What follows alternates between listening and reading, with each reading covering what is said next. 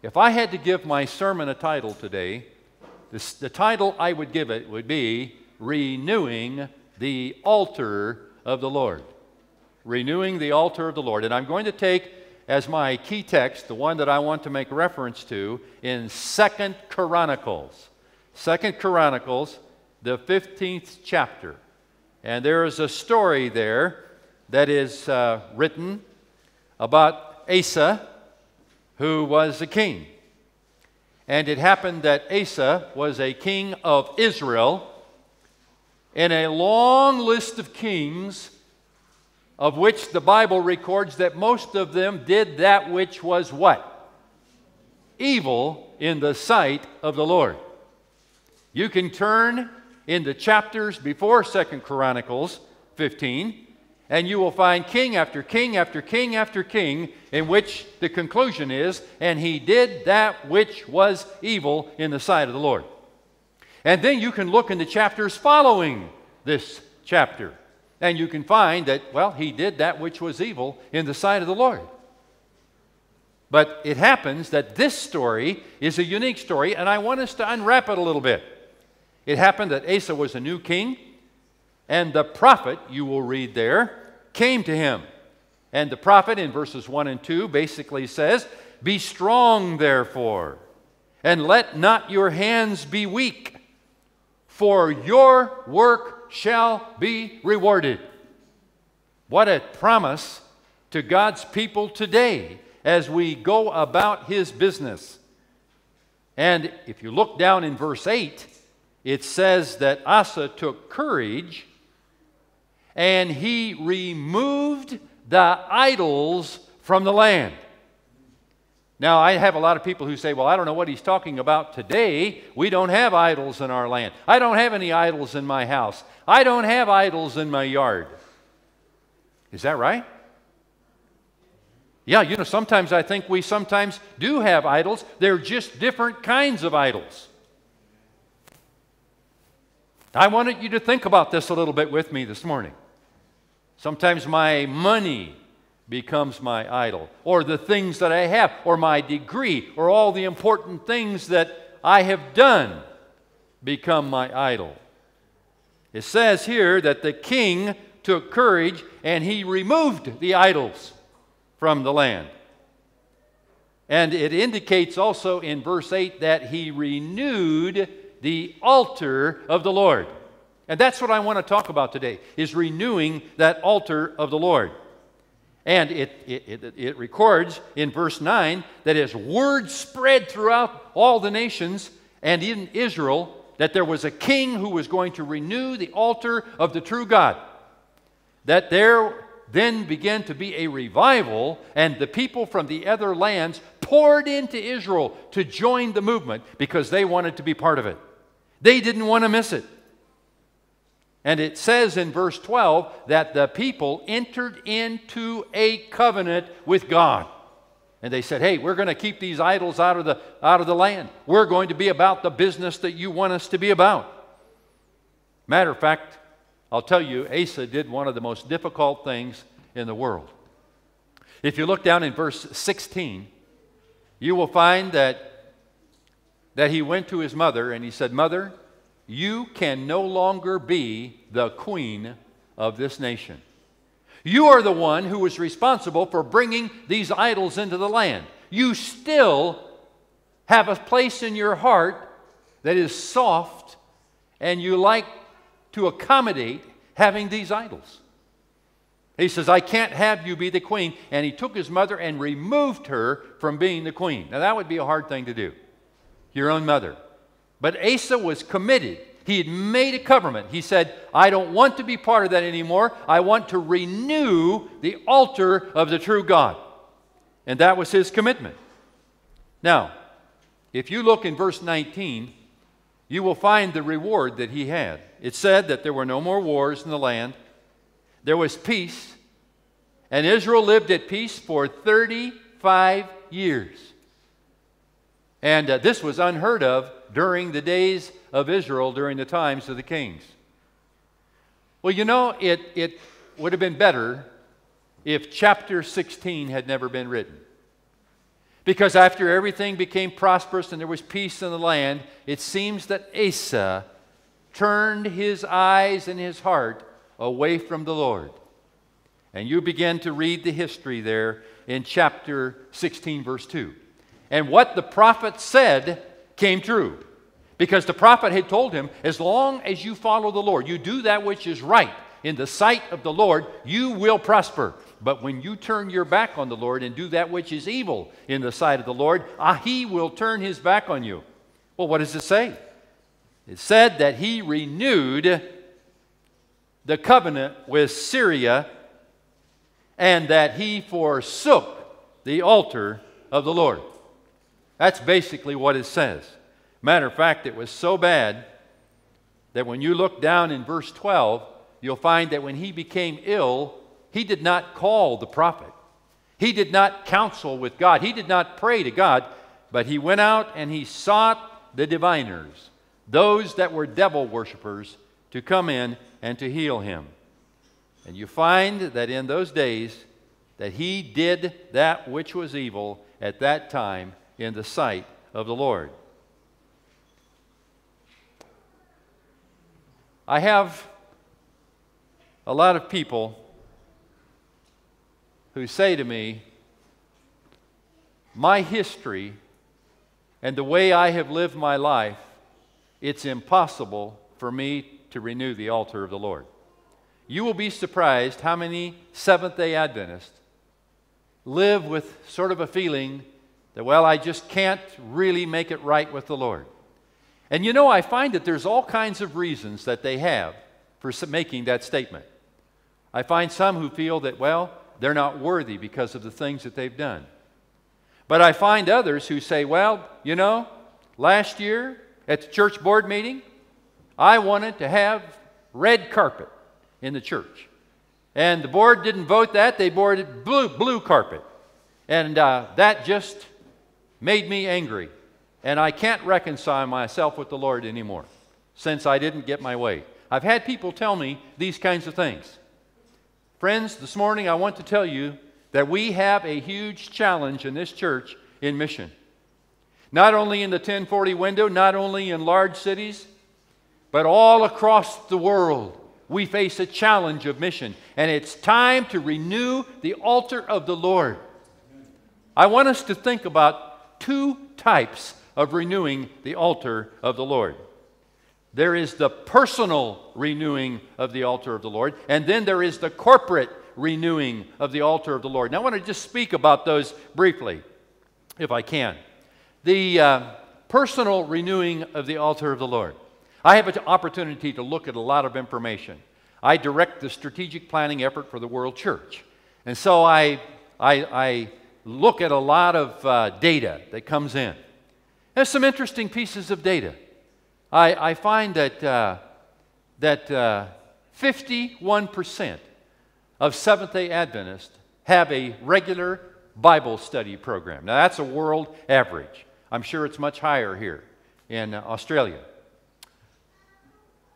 I also find that about 50% of Seventh-day Adventists have a regular prayer life. We have about 48% that have a regular habit of looking at the study guides, the adult study guides, when you come here to Sabbath school. We have about the same percentage of people who read the writings of Ellen White. And it's interesting that as I look at the data, that I find that 94% of Seventh-day Adventists believe that they are saved. Now, I hope that's true. And I'm not the judge. I don't know. But you know, it raises a little question mark in my mind when I know that about half of the church doesn't read their Bible, they don't pray, and they're not involved in the reading of Ellen White or the study guides. It raises a little question in my mind. Is it time that we wake up and renew the altar of the Lord personally? Is it time? There's great things to be done in Australia, in Sydney, for the Lord. And I believe that they're going to be done. I believe you're going to see a harvest in Sydney that we have never seen before. I believe that day is there. But I can tell you, the people that are going to be part of it have had that personal renewing of the altar of the Lord. But you know, I think there might be some people here today that may be saying, well, I can't make that happen. You just don't know my background. I want you to turn your Bibles to Matthew, the 22nd chapter, if you would. There's an interesting story there, and I want to review it just a little bit. You remember that the king was putting on a wedding feast for his son. And he sent out the invitations. And you look in verse 3, and it says that they were invited. But they would not come. You find in verse 5, it indicates that they were busy. They had their farms to attend to. They had their merchandise. They had decided to neglect the building of the altar of the Lord. They said, I'm not going to that thing. And I'm sure that as you look at the story, and if you had been there, you would have found that actually all the important people were invited. That's what the Bible indicates. All the big shots. All the wealthy, the well-educated. I'm sure that the vice presidents of the General Conference were there. They'd been invited. But they didn't go. They said, no, we're too busy to go. We don't have time to attend that. Do what you want to. Well, it even indicates in verse 6 that when he sent his servants out the second time, that they took them and beat them and slew them and killed them. That's the reception that they had. But in verse 10, I want you to read that carefully. The wedding was furnished with guests. Why? Because they sent out the invitation to everybody. And matter of fact, it indicates that not only did the wealthy come, but the poor came. And not only those that abided by the law, but those that were lawbreakers. The riffraff. Anybody who wanted to come, they gathered them all. Those with the worst sins possible. Come on, you're welcome to the wedding feast. That's what this says in verse 10. Read it. Look at it. Take courage in it. And it says that they came and it was furnished. And so they all came to the wedding. Well, now, if you look in verse 11, the king was walking around in the wedding and he noticed that there was a man that didn't have a wedding garment. And in verse 12, the king said to the man who didn't have the wedding garment, he says, why do you not have a wedding garment? I want you to notice what his answer was. Do you see it there? What was the answer? He had no answer. He was speechless. You know, I'm sure the king, he went and said, hey, why didn't you get the wedding garment? Yet we were handing them out free at the door. That wedding garment represents the righteousness of Jesus. It represents the covering that covers all sins. I don't care what they are. And he's saying, why didn't you put one on? Here you're walking around in your own rags. You could be wearing this wedding garment. He was speechless. You know, as Seventh-day Adventists, I'm hoping that there's not anyone present here today that would stand before the king and be speechless. Why would that be? The robe of righteousness is free. It covers everything. You know, that same Greek word that describes that robe of righteousness, that wedding garment, you can find it in a little different place in the Bible. And I want to review that with you. Keep your finger there and flip back to Revelation 6. Now, Revelation 6, Seventh-day Adventists, they know this passage because it happens to be the opening of the sixth seal. And the opening of the sixth seal in Revelation is a parallel chapter to Matthew 24. Now, Matthew 24, there's hardly any Seventh-day Adventist in the world that doesn't know what that says. That's the signs of Jesus coming. Well, when you look in Revelation 6, that opening of the sixth seal describes the world at the end of time. And if you read that carefully, you'll find we're living there. It says that things were so turbulent, so out of control in Revelation 6, that the people of the world were living in fear, and the leaders were asking that the mountains come down on them. They were hiding in the caves. I want you to look at that last verse in chapter 6. What does that say? It was so bad that John the Revelator asked the question, who then shall be able to what? Stand. Who's going to be able to stand? Look at the condition of the world. Well, you know, I'm happy that he answers that question, because if you come down in chapter 7, look at it, chapter 7, verses 13 and 14, you'll find that John was in vision. And in this vision, he happened to be in heaven, and he was standing around the throne of God. And it was in verse 13 that one of the elders in heaven came up to John, and he said, John, he says, tell me, who are these people that are standing around here dressed in white robes? And you can read there where John said, I don't know the answer to that. You would know the answer better than I do. Why don't you tell me who they are? What did the elders say to him? He said, these people are standing around the throne of God today for one reason and only one reason. And it's because they took their filthy, dirty garments and they washed them where? In the blood of the Lamb. And when you look at that robe of righteousness, it's that same Greek expression that exists between Matthew 22 and Revelation 7, verse 13 and 14.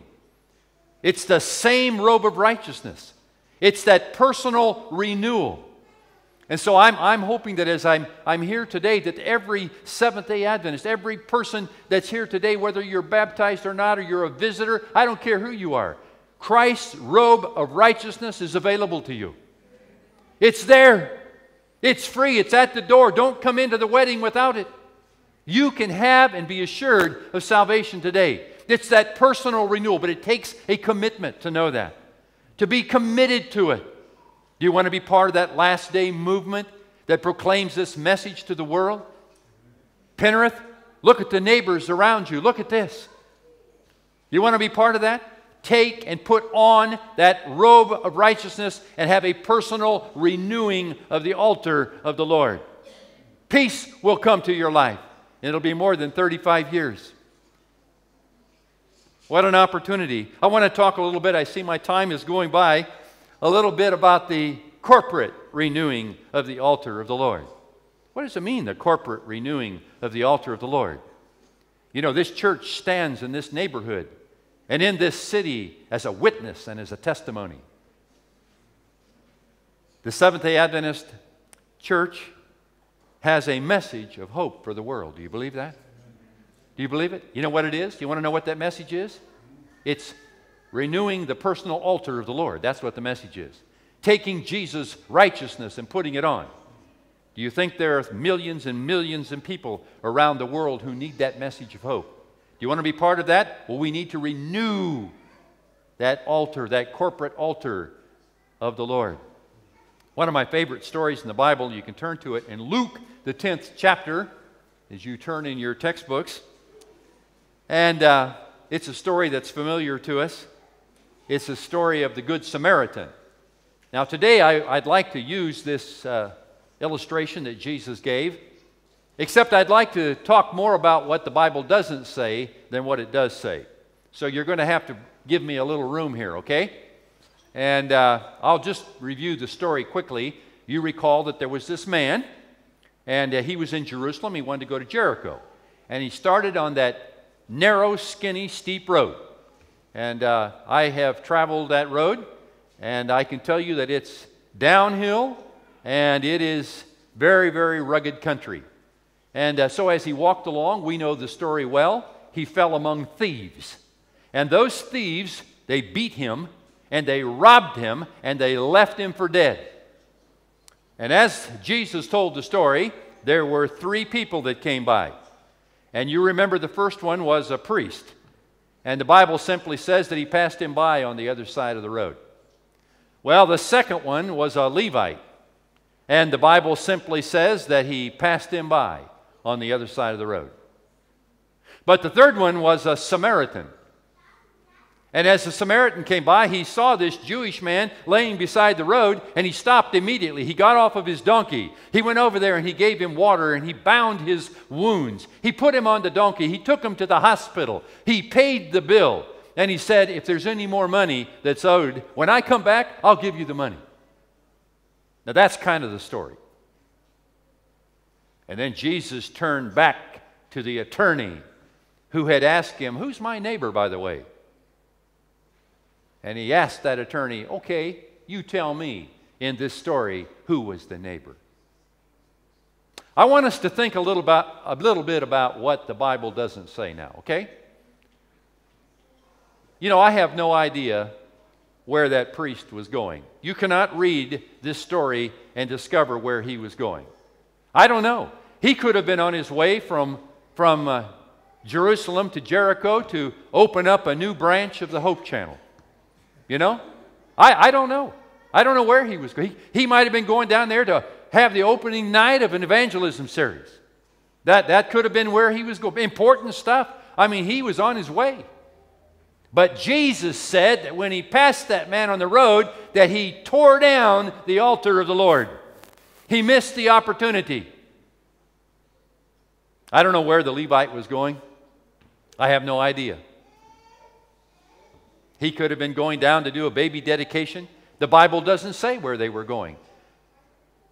But I want you to imagine with me that when the priest got down there and he gathered all the other priests and he said, hey, let me tell you what happened to me up on the Jericho road.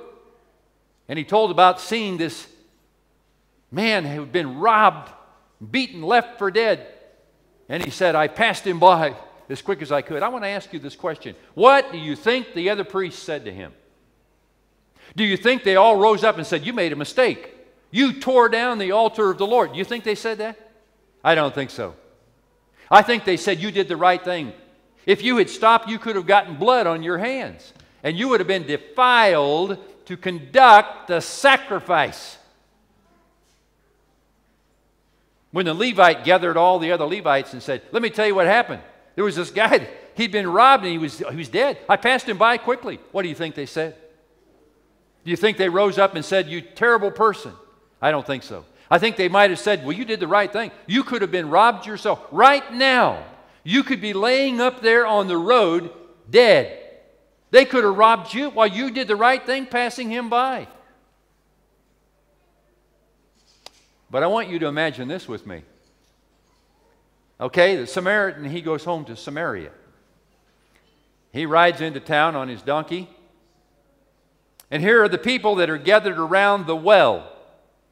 He stops and he says, hey, everybody come around. I'm going to tell you a story about what happened to me on the Jericho road.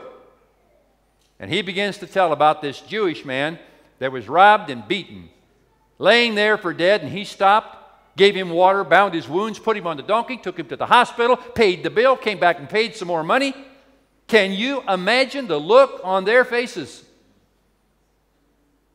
There were no smiles. They looked at him and they said, are you crazy? Haven't you heard we hate the Jews? Well, you should have never, you made a huge mistake.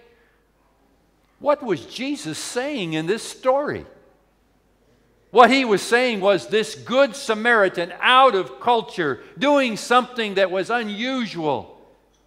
He was the only one that renewed the altar of the Lord. What a tremendous opportunity we have to renew the altar of the Lord. We need to be about the business of constantly renewing the altar of the Lord and being about the business of the kingdom. What a tremendous opportunity. I have a couple little stories I want to tell you, and I realize my time is just about up. But you know, I always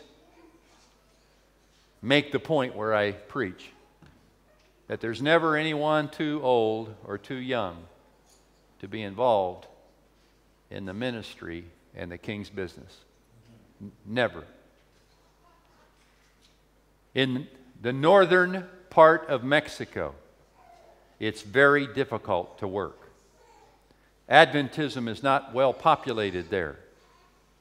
And there was a retired pastor who determined that he would go back to his home city, and he wanted to establish the first Seventh-day Adventist church, the city where he was born.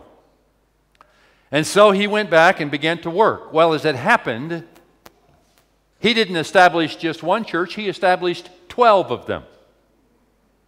And after about a year and a half, they invited me to come and speak for the camp meeting.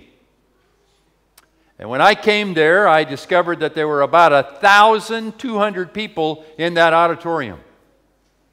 And I also discovered that that day they were going to baptize 47 people. Now, in Mexico, time is not a great thing. I mean, I wouldn't even look at the clock right now. Matter of fact, we would just be finishing the introduction. You know? And the sermon was just getting a good start right now.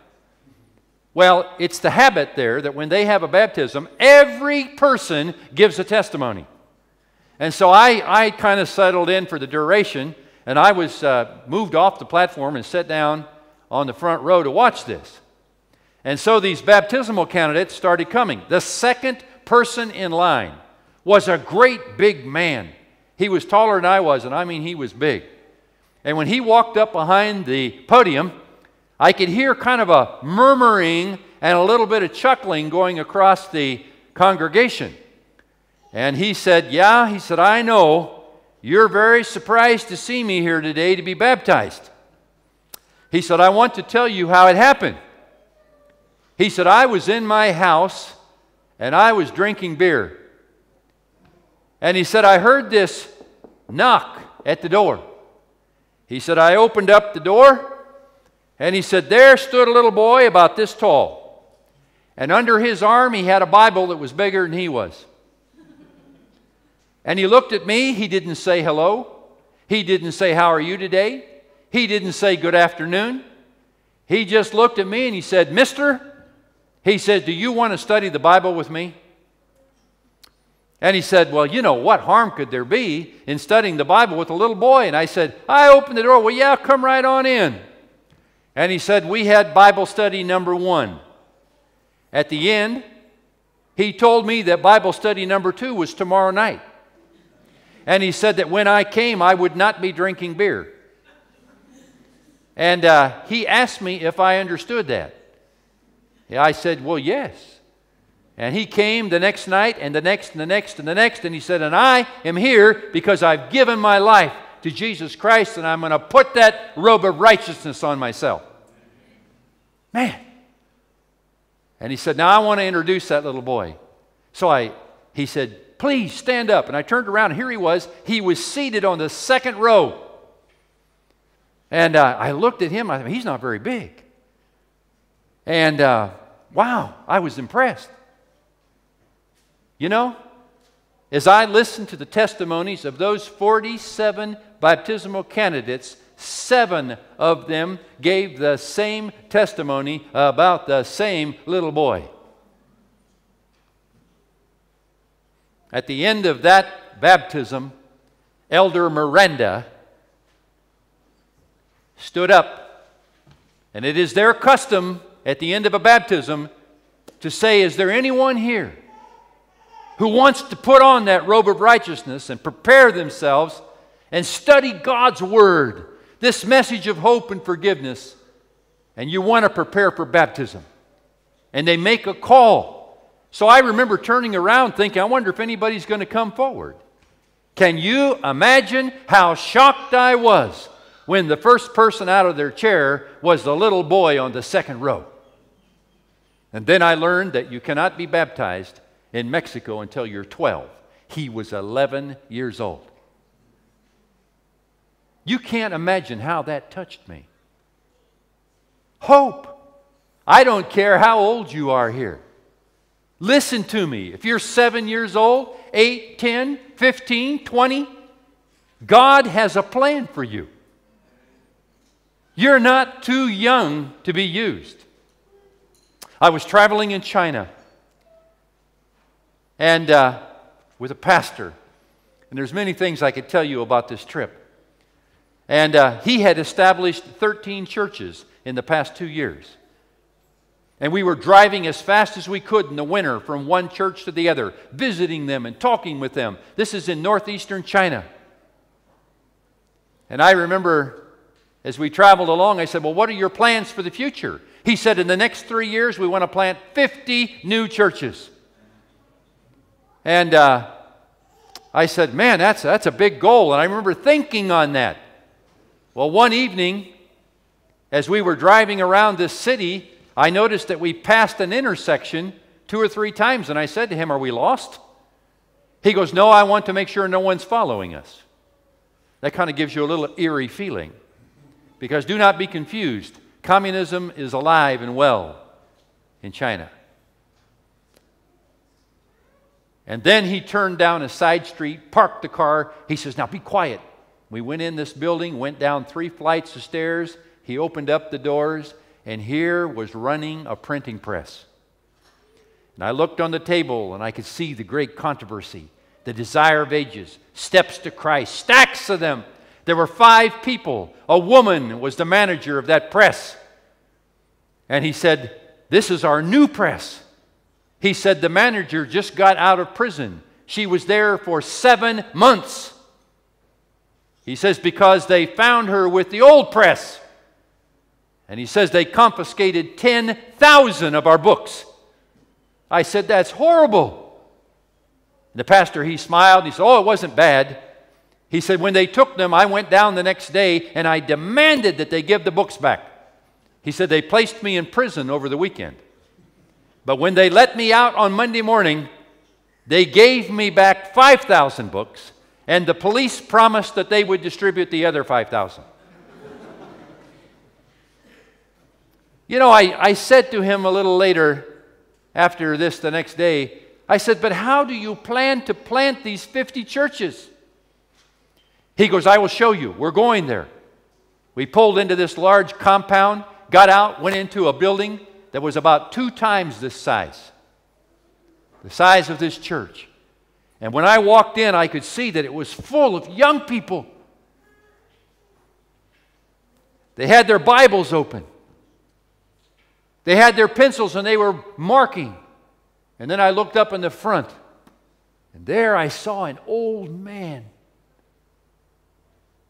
I said to the pastor, who is this old man? Oh, he said, this old man.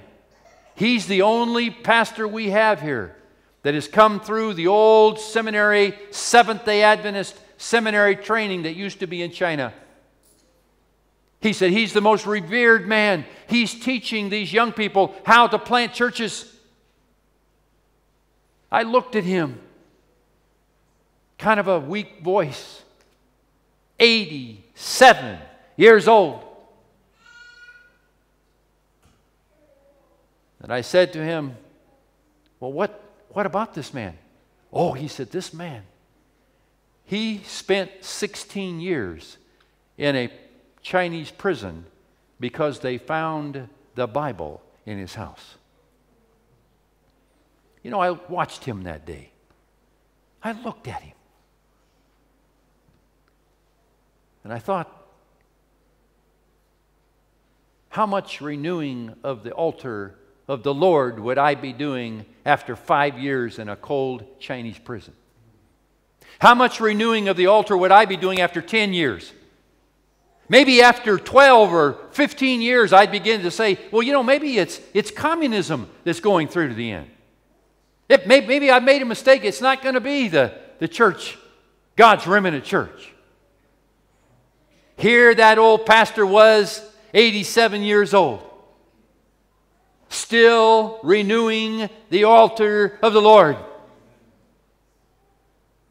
He didn't give up the faith. He knew that Jesus was coming again. You could see it in his eyes. He believed it. There was an urgency about his work. I said to this young pastor, I said, when these young people go out to all of these cities, they're going to be arrested by the police. The police are going to say, what are you doing? Oh, he said, we have that problem solved.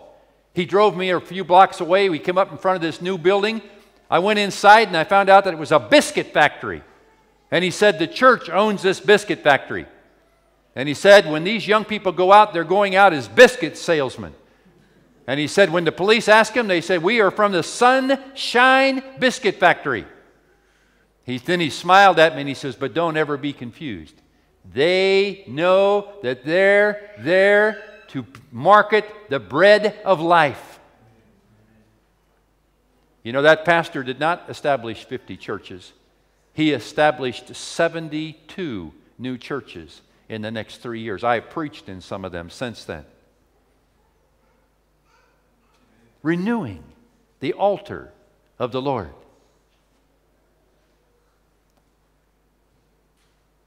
I want to come to a question for you. I believe that in heaven, they're going to have boulevards there, big avenues and streets. Beijing Boulevard. New York Boulevard. There's no biblical evidence of that, but I just like to imagine it. I believe there's going to be one there called Penrith Avenue. I want to ask you a question. Is it going to be a small little street? Is there just going to be a few little houses on it? Is that the plan? Or is it going to be a huge, one of the main boulevards in heaven? I mean, people are going to say, "Have you been down that boulevard? There's millions of houses on that thing." Oh, I see some of us kind of smile, and it is kind of a funny way to think about it. But you know, I believe with all my heart that God has those plans. He has plans for everyone. Here's the door, and there's a robe for everybody here. But He needs us to catch that vision of urgency. He needs us to capture the spirit of the pioneers. Ellen White said that this work will be finished in the spirit of sacrifice. Who today in this room is willing to make the commitment of time? Not money. If you want to raise money, the pastor, I know he can raise the money. That's Adventism. But you know what I fear more than anything in this church? In looking at the data I look at, we are losing the culture of involvement. If you want to know what the biggest challenge to our church is, that's it. Involvement. Involvement in Bible study, involvement in prayer, involvement of going out and making a difference in the community, being those that know the joys and the sorrows of our neighbors. I challenge you, pick up the urgency. Jesus is coming. The robe of righteousness is there. This gospel of the kingdom, it is going to be preached in all the world for a witness. And then Jesus is coming again. He's coming again. He's coming again.